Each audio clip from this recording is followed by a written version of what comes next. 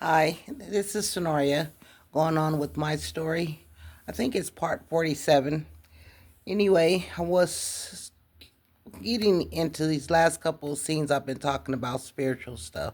So I want to continue with that because it's not like a quickened thing, it's been all my life. So, okay, I'm in Kansas, I'm in Wichita, and um, my mom decides that she wants to move us away from there and she wants to move to Denver, Colorado.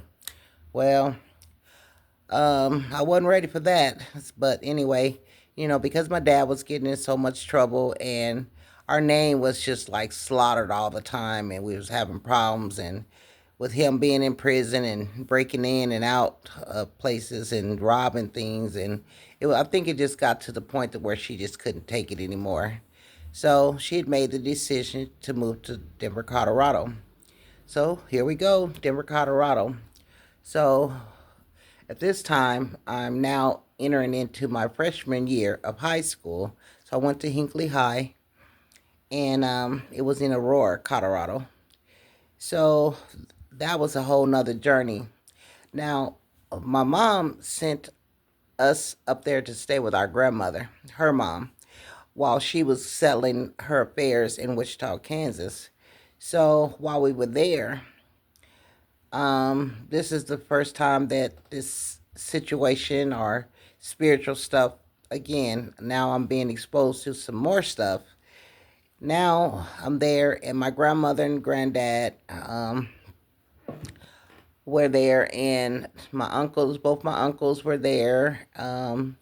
My cousin, well, she's not really my cousin, she's my aunt, but since me and her is around the same age, I always just seen her as a cousin, but she's technically speaking, she's my mom's sister. She was younger, like my age, a year older or so. So, yeah, long story short, we lived in this house, and one of my uncles had, well, he was my uncle, he passed, but at this time he was still living, and he was such a character. He was so tall. I mean, when he come through the door, a lot of times he had to bend down, bend his head down to get in the doorway. So that's how tall he really was. So I always looked up to him, and not just literally, but literally I had to look up to him.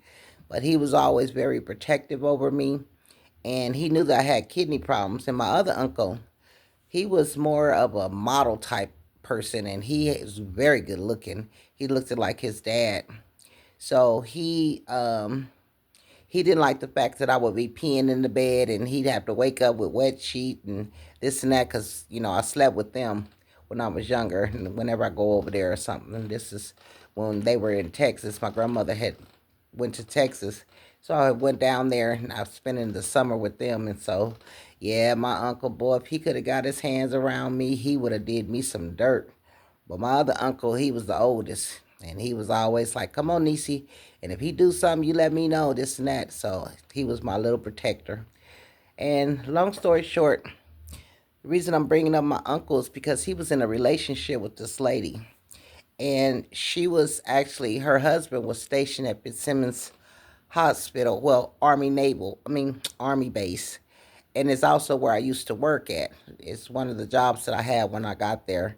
I was a CNA, and I worked with the military, but I was a civilian. I've never been enlisted in the services, but that was a job that I had, taking care of soldiers. I worked in ortho, which dealt with bones and so forth. So I heard a lot of stories, and I've seen a lot of men who have been affected by the war. And during this time, there were still a lot of men that have been affected by the Agent Orange. Um, so if you don't know, if you asked around, you can find out. But it was a very, very bad disease and stuff that some of the people in military had experienced. So long story short, he's with this lady. This lady is married, and her and my uncle is hooking up, doing their thing or whatever. And she had a daughter who actually went to the same school I went to. So we got to meet her. And one day, it was at nighttime, and my uncle, my other uncle, the one that, the preppy one, he was downstairs in the basement, and the girls, we all stayed upstairs. The boys were downstairs, and my grandparents lived downstairs, and it was like two different rooms, three rooms in the basement, and it was two rooms upstairs. Pretty big house, two bathrooms, lovely home. Um, Long story short, my uncle, he was hollering, and we heard him hollering, and he was crying. So it's like, what's going on? So, anytime you hear commotion, you want to know what's going on. So, of course, they was sitting in the room trying to figure it out. But me, I'm going to go to the steps. I'm going to find out what's going on. I got to them steps. My uncle was down there telling my grandmother that this lady had appeared in his room and that she had on this long black gown and that she was standing there. She was really there, like tormenting him or whatever. And he said, no, it was just like me and you, Mom. She was right here. And he was crying. And for you to see your uncle, someone, I don't know, he might have been in his 30s during that time. And I'm like I said, I'm just now going to freshman. So I wasn't, he was a lot older than me, but still, it shocked me because I'd never seen him cry. And so I was like, what is going on? So my grandmother said, she ain't going to get away with it. Now, this thing about my grandmother, my mom's mother, I got a lot of strength from this woman. This woman, like I said, really encouraged me. Used to talk to me about a lot of different things when I was coming up.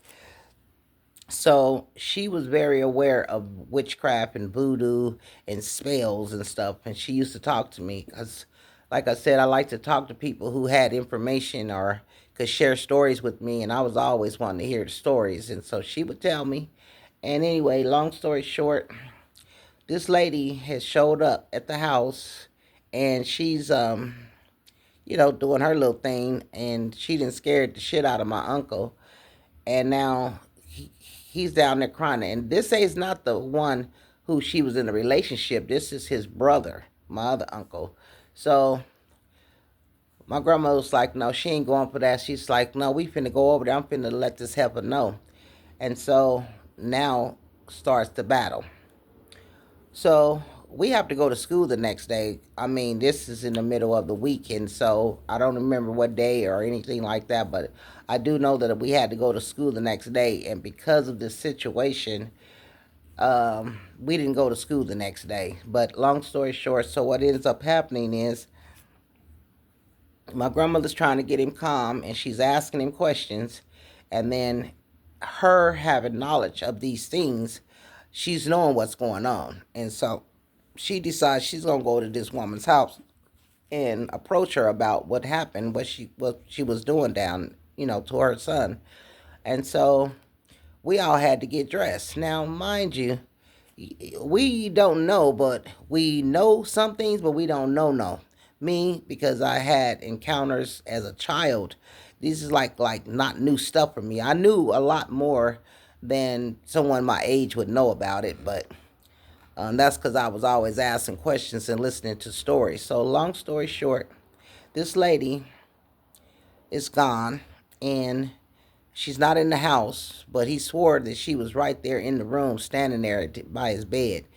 So, my grandmother said, well, we all finna go over there. Now, my grandmother, she's another one that used to be a pistol packing mama. But she had her pistol, but this is the type of thing that it ain't got nothing to do with guns. Guns is not going to help you in this situation.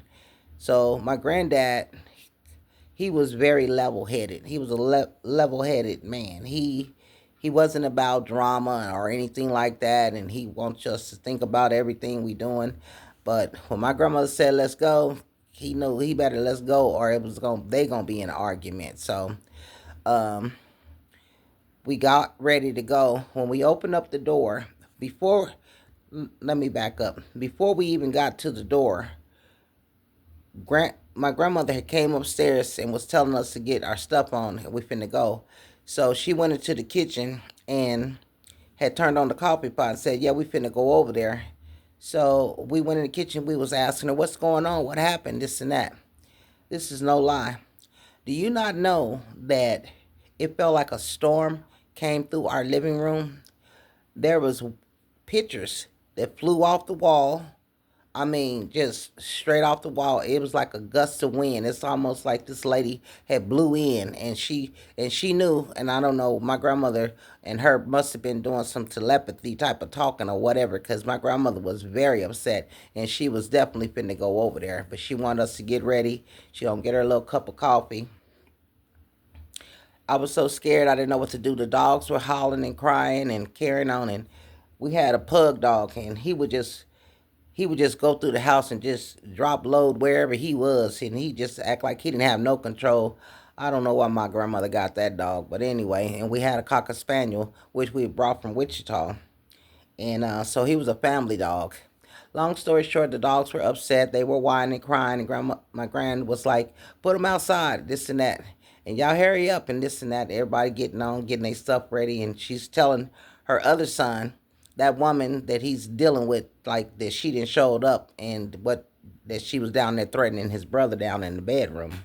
So we here listening to grown people talking, and this day and time, they don't really talk to kids. You stay in your place, you stay quiet, you just listen and watch, and don't be asking no questions. That ain't the time to be asking them no questions.